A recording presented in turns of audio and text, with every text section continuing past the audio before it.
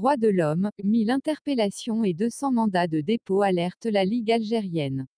Dans un communiqué rendu public aujourd'hui, à l'occasion de la célébration de la Journée mondiale des droits de l'homme, l'organisation établit un bilan sombre sur la question des libertés publiques et de expression. Depuis le mois de février, les différents dispositifs policiers mis à Alger et aux entrées pour empêcher les citoyens ne cessent d'accéder à la capitale et de participer aux marches pacifiques, rapporte le communiqué, et d'ajouter, certaines de ces marches ont été même violemment réprimées, notamment celle des étudiants. Nous avons même noté le décès des manifestants Yetou et Benkeda.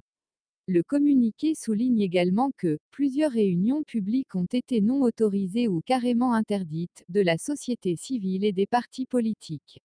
Toujours dans ce volet des droits publics, la LADDH dénombre les victimes de la répression qui s'est abattue sur les manifestants du Irak.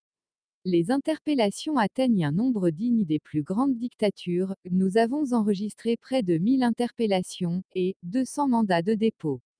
Détenus d'opinion et politiques, qui se retrouvent dans la majorité à la prison d'El Arach, est-il annoncé. Les principales cibles de la répression selon la LADDH sont: plusieurs hommes politiques sont arrêtés pour leurs opinions, Louisa Hanoun, secrétaire du PT, Karim Tabou, secrétaire de l'UD.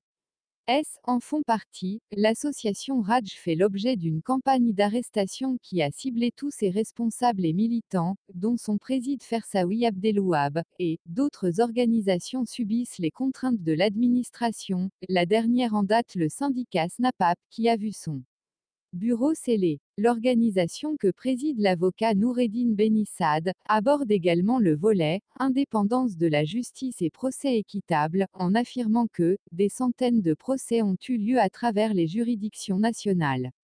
Plusieurs manquements aux normes de procès équitable ont été signalés. Il est également fait état de recours abusif à la détention préventive, notamment par le tribunal de Sidi Mohamed.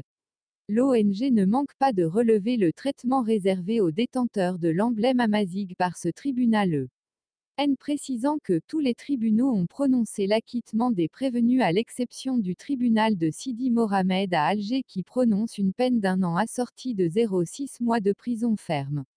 Ce tribunal a défrayé la chronique au point qu'il est qualifié de tribunal d'exception, lit-on. Enfin, pour la liberté d'expression et des médias, la LADDH dit avons noté la fermeture des espaces médiatiques et tout le travail de désinformation exercé par la majorité des médias publics et privés. Nous avons aussi enregistré les cas du harcèlement exercé contre les journalistes de la radio Chaîne 3, les 21 journalistes du journal Le Temps, sans aucun respect à la clause de conscience.